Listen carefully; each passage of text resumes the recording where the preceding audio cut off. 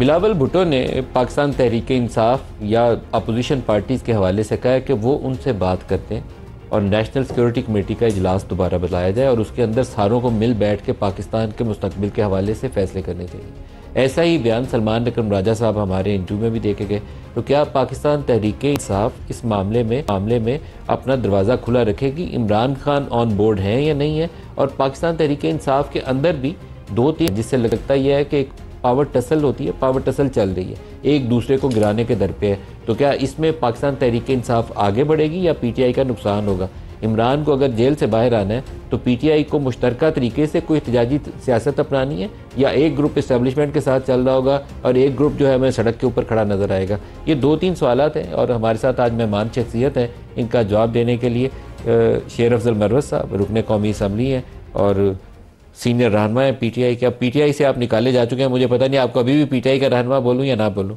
میرا نام ہی کافی ہے. نام ہی کافی ہے. یہ بتائیے گا کہ پہلے یہ بلاول بھٹو والے سٹیٹمنٹ سے بات کا آغاز کرتے ہیں. سلمان اکرم راجہ صاحب ایک ہی روز پہلے بلاول کے بیان سے ہمارے پاس انٹرویو میں تھے اور وہ کہہ رہے تھے کہ دوبارہ این ایس سی بلائیں، براڈ بیس کریں، زیادہ ریپرزنٹیشن ہو بلوچستان کی، تو پی ٹی آئی اس کو ریکنسیڈر کرے گی عمران سے ملاقات کے بعد اور شامل ہو جائے گی.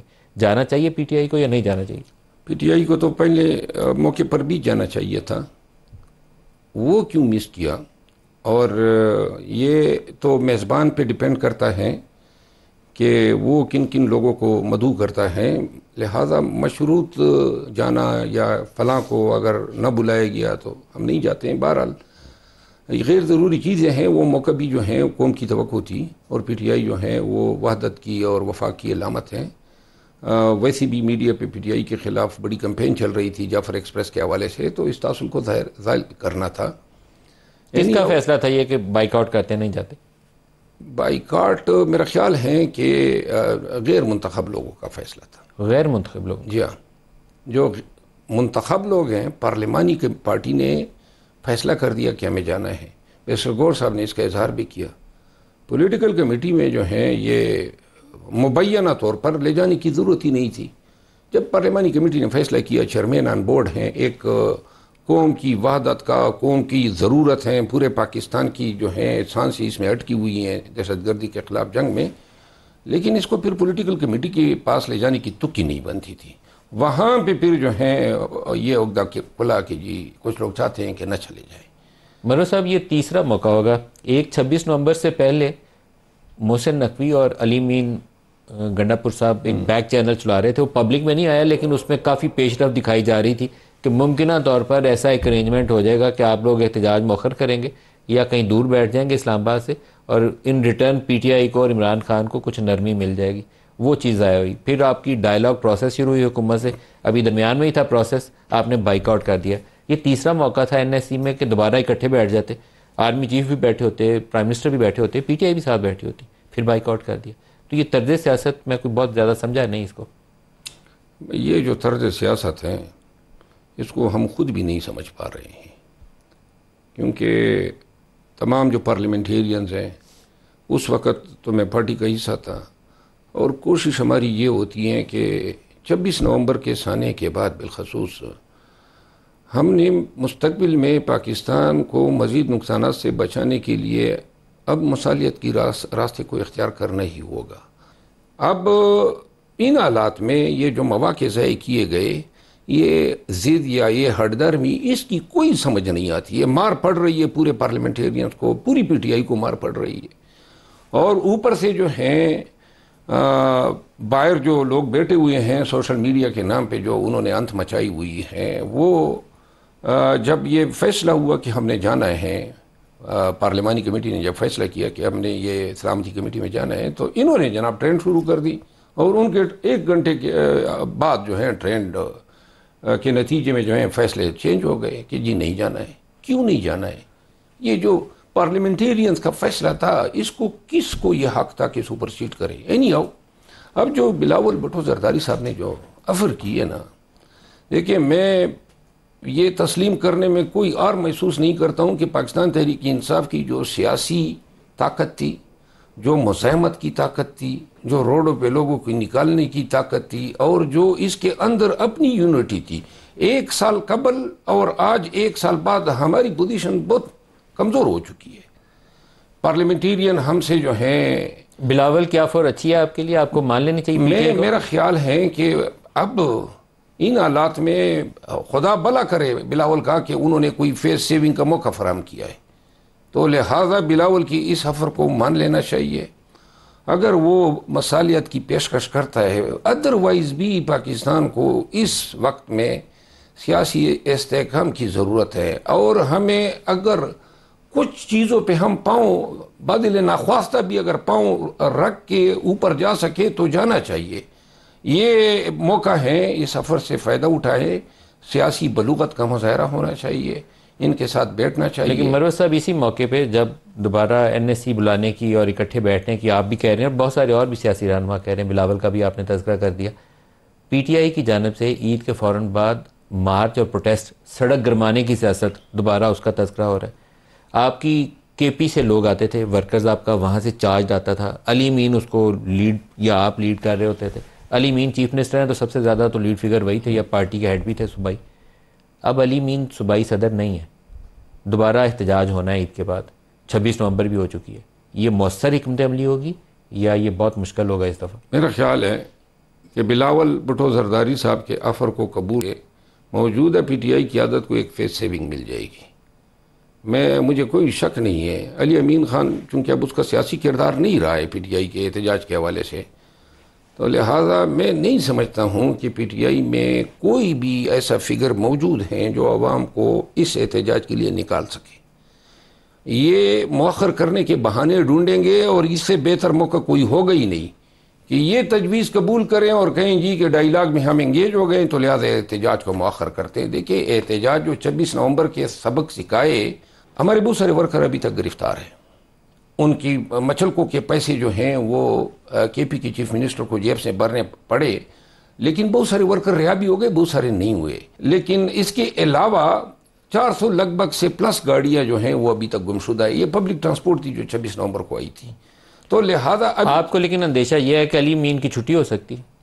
میں اس اندیشے کا بارہا اظہار کر چکا ہوں، کیونکہ میرا خیال ہے علی امین خان کا جو انداز بیان ہے، جو گفتگو ہیں، جو اس کا سٹائل ہے، جو اس کی شخصیت کے اندر خامیاں ہیں، یعنی نہ یہ ڈوسائل ہیں، نہ یہ اس سے بدماشی پہ بات منوائی جا سکتی ہے، نہ اس سے بدتمیزی کی جا سکتی ہے. تو لہذا ان چیزوں کی وجہ سے یہ اس طرح قابل قبول نہیں ہے جس طرح بزدار صاحب تھے یا محمود خان صاحب تھے. لیکن KP سے آپ سوچتے ہیں کہ علی امین کی چھٹی ہو جائے گی، تو یہ تو ایک بڑا مشکل سوال ہے. KP میں آپ کی پارٹی کی لیڈرشپ ساری اسی کے ارد گرد گھومتی. میرا خیال ہے اگر میری چھٹی نہ ہوئی ہوتی تو ابھی تک علی امین کی چھٹی ہو چکی ہوتی. یہ میرے نکالے جانے نے تھوڑا سا ٹائم جو ہے فراہم کر دیا ہے، اور ابھی اللہ کرے کہ یہ اوش کے ناخن لے، کیونکہ مجھے نظر آ رہا ہے کہ علی امین کی چھٹی کروائے گا کون؟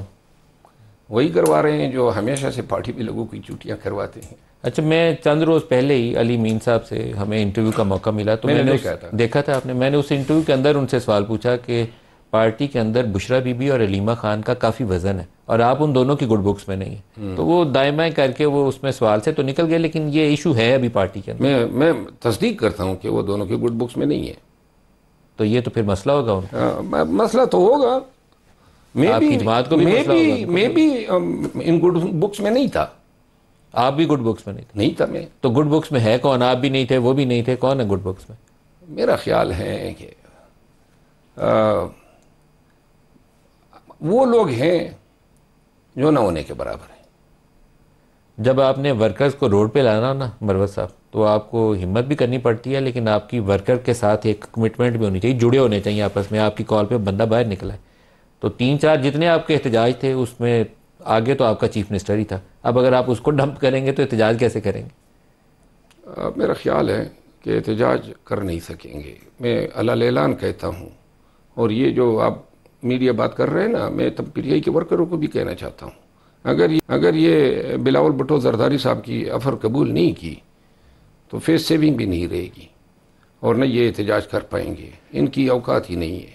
دیکھیں، آپ کی پوری جماعت کے لیے سب سے بڑا جو سیاسی ایک حربہ یا حکمت عملی ہونی چاہیے تھی کہ کیسے عمران خان کو جیل سے باہر نکالیں، رہائی کیسے ملے. وہ جو 26 نومبر سے پہلے والی باتیں تھیں اس میں لگتا تھا کہ ان لائنوں پہ آپ کام کر رہے ہیں کہ کوئی ریسٹ ہاؤس میں رکھ لیں گے، کچھ کر لیں گے، اس سے ہو جائے گا.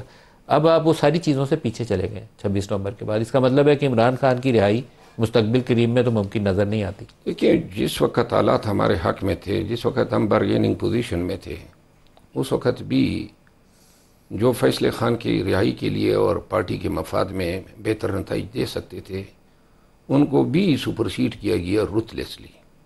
اور میں چشمدید گواہ ہوں نا یہ 26 نومبر کے واقعات کا، اس سے پہلے کے تمام جتنی بھی، اور اس میں انا، ضد، ہٹ درمی، یہ چیزیں جو ہیں کوئی اس میں سیاسی بلوغت پیچھے کار فرما نہیں تھی.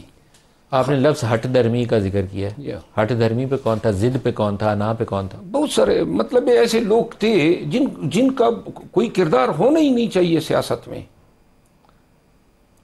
کیونکہ میں بیرسٹر گوہر کے جو ان کا تھاٹ پروسیس تھا نا، ان دنوں ہماری جو انٹریکشن ہوتی تھی علی مین سے بھی، تو وہ آپ لوگ ڈی چوک سے پیچھے رکنا چاہتے تھے لیکن وہ ہوا نہیں.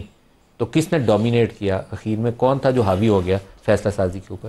نہیں، میرے خیال ہے یہ تو اب سب کو واضح ہے کہ ڈی چوک ہم کس طرح آئے، لہٰذا بار بار اس چیز کے دہرانے کا کوئی فائدہ ہی نہیں ہے، پوری قوم کو پتہ ہے. علی امین خان میں عمر ایوب خان ایک گاڑی میں تھے، اور جب ہم کشمیر ہائی وے پہ پہنچے تو یہ فیصلہ ہوا کہ میں آگے جاؤں اور لوگوں کو چائنا چوک پہ روک دوں کہ ہم نے ڈی چوک نہیں جانا ہے. آپ کو ویڈیو میں دکھا سکتا ہوں، ویسے میڈیا پہ اویلیبل ہے. میں گیا وہاں، تمام ورکروں کو میں نے روکا، میں نے خطاب کیا اور میں نے کہا کہ یہ فیصلہ ہے قیادت کا کہ ہم نے نہیں جانا ہے ڈی چوک کی طرف. تو یہ جب میں بات کر رہا تھا تو دائیں جانب جہاں ڈی چوک کے یہ کنٹینر لگے تھے تو وہاں ان پہ چند لوگ جا کے پہلے سے ہی ان کنٹینروں پہ چڑھ چکے تھے. تو میں نے آگے سے کہا مجھے علم ہے کہ میں نے کہا کہ یہ کس علاقے کے ورکر ہیں. تو بہرحال مجھے جو علاقہ بتایا گیا تو میں نے ان کے رہنما سے رابطے کی کوشش کی کہ بھئی آپ اپنے ورکر کو واپس پیچھے لائیں. یہ ہمارا فیصلہ تھا کہ ہم بیسیکلی تو فیصلہ ہمارا یہ تھا کہ ہم سنجانی پہ رکتے ہیں، اور اس کے بعد بھی قیادت نے فیصلہ کیا. لیکن افسوس کی بات یہ ہے کہ غیر سیاسی لوگ جب پارٹیوں کے فیصلے کرے تو پھر یہی نتائج نکلتے ہیں. پی ٹی آئی کی سیاست کا مستقبل کیا ہے جی؟ کیونکہ آپ کے عمران خان اگر جیل میں رہتے ہیں اور وہ باہر نہیں آتے، پارٹی کے اندر اسی طریقے سے تقسیم رہتی ہے، خلفشار رہتا ہے، تو جماعت کی سیاست کو تو بہت نقصان پہنچ جائے گا. پی ٹی آئی کو اتفاق سے، حالات کی وجہ سے، خان کی دانشمندی کی وجہ سے نکالے جانے کے بعد جو انہوں نے اسٹریٹجی اپنائی، اینٹی امریکن، اینٹی اسٹیبلشمنٹ جو بیانیہ انہوں نے ڈیولپ کیا، اور اس کے بعد پھر ان کی اپنی کرم فرمائیاں تھی کہ فیول انہوں نے کیا، خان کو اندر کیا، ورکرز پہ لاٹھی چارج، ظلم و جبر، گھروں کے اندر گھسے. تو ان تمام حالات نے، واقعات نے پی ٹی آئی کو یوں عروج دیا کہ پی ٹی آئی پاکستان کی تاریخ کی سب سے مقبول ترین پارٹی بن گئی اور عمران خان مقبول ترین لیڈر بن گئے. اور جب 8 فروری کو الیکشن ہوتے ہیں تو وہ اس وقت پی ٹی آئی کا طوطی بول رہا ہوتا ہے. لیکن چوں ہی 8 فروری گزر جاتی ہیں اور جو لوگ جو انڈر گراؤنڈ تھے وہ باہر آ جاتے ہیں اور پارٹی کی قیادت پہ براجمان ہو جاتے ہیں، پارٹی کا سیاسی زوال شروع ہو جاتا ہے. ہماری کوئی ایک کامیابی نہیں ہے، کوئی عدالتی فرنٹ پہ نہیں ہے، سیاسی ماس پہ نہیں ہے. یوں ہی اسمبلی میں جو ہے او کے نعرے اور اردلی کے نعرے، یہ کیا کردار ہیں. اور نہ ہم خان کو چھڑا سکے، ہم مزید اپنے ایم این ایز گنوا گئے، اور شاید ابھی فارورڈ بلاک بنے گا تو مزید ہم سے آپ کو خیال ہے فارورڈ بلاک بھی بنے گا؟ مجھے نظر آ رہا ہے 16 ایم این ایز درکار ہیں ان کو فارورڈ بلاک کے لیے. 11 تو پی ٹی آئی میں آلریڈی جو ہیں متنازع ہے، جن میں چند لوگ تو پہلے سے جا چکے ہیں. تو 5 ایم این ایز ان کو اور درکار ہوں گے، اور اربوں تو یہ لگاتے ہیں. پھر اس کا مطلب عید کے بعد آپ کا فارورڈ بلاک بھی بن سکتا ہے؟ میرا خیال ہے.